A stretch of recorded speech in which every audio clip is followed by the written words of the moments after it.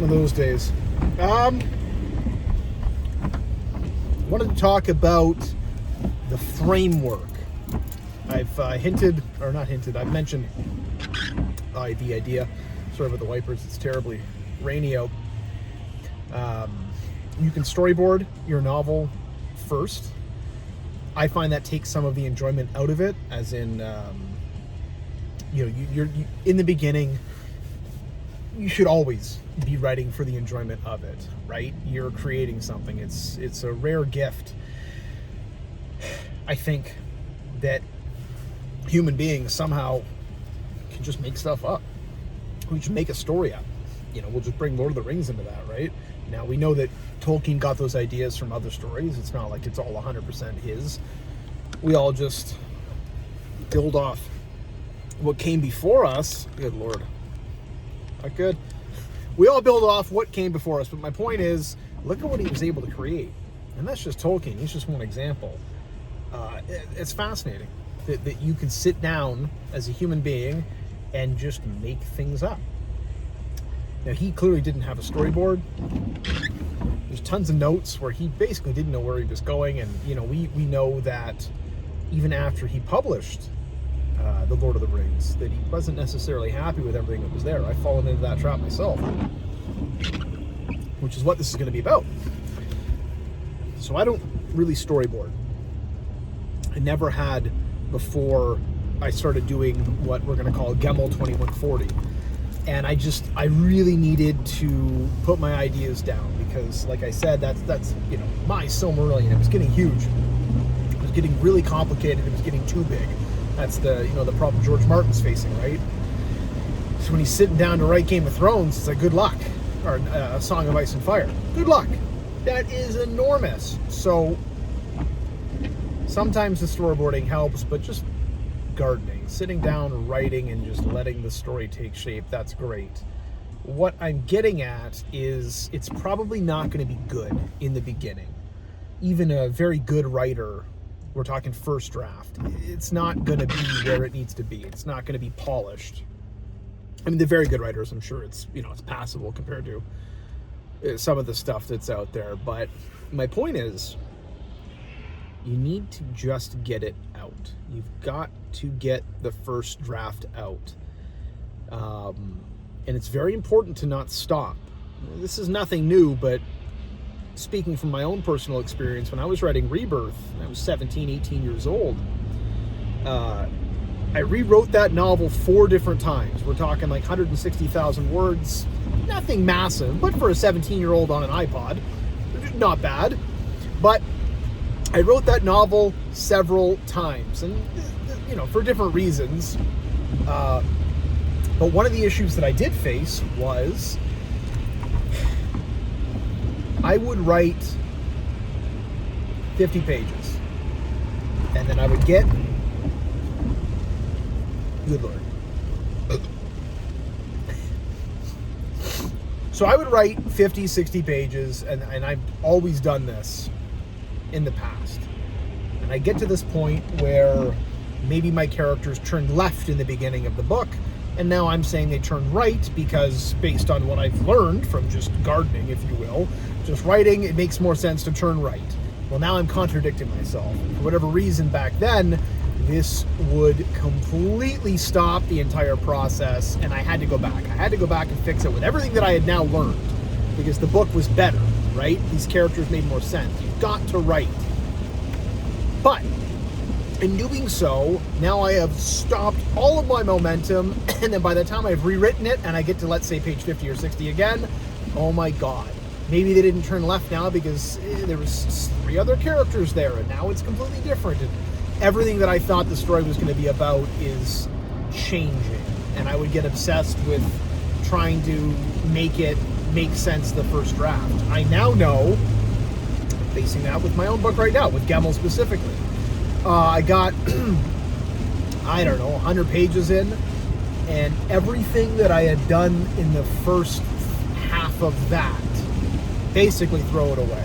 Complete rewrite, I contradict everything, it doesn't work, and I'm like, shit, I did it again. But we can't stop, because we're going to get it in the second draft. We're going to go back, and it's going to make sense.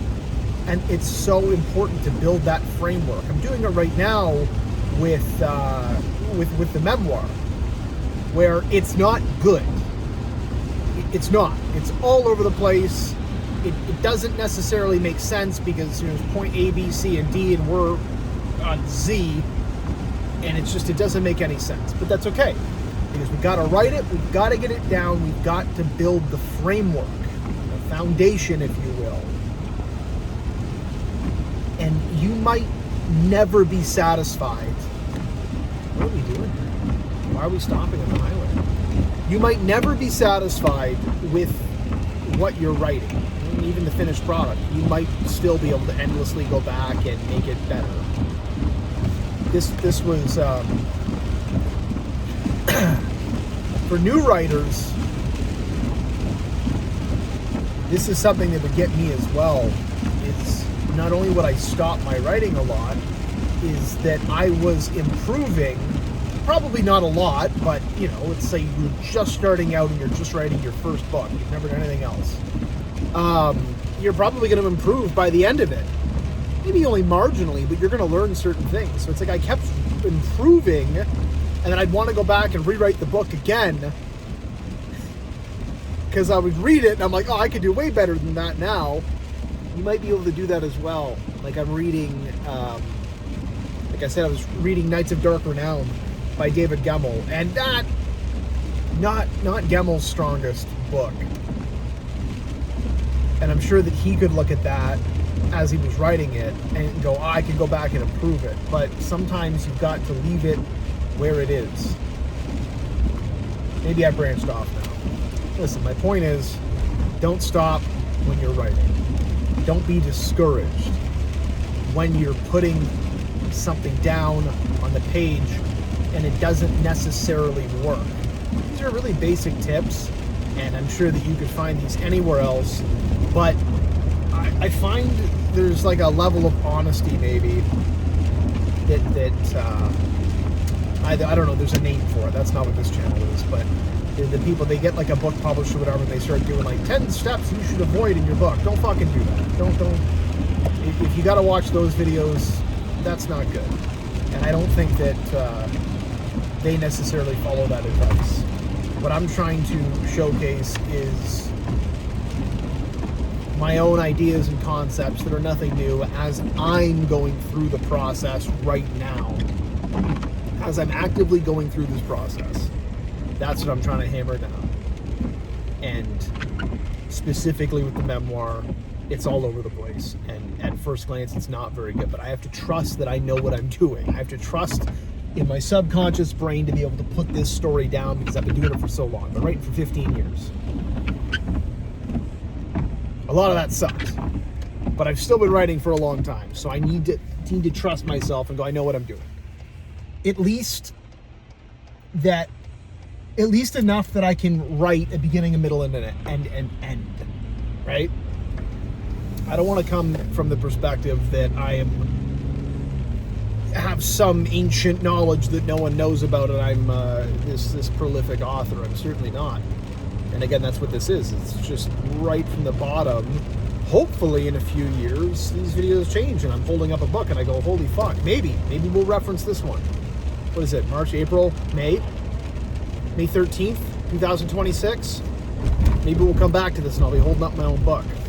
Anyway, if you're writing, which I'm assuming you are because you're watching this, don't stop. Just put it down. Even if it gets confusing and it doesn't necessarily make sense, keep going with it. And then, I don't have much time, just to segue, if you hit a bit of writer's block, try and pivot immediately within the story.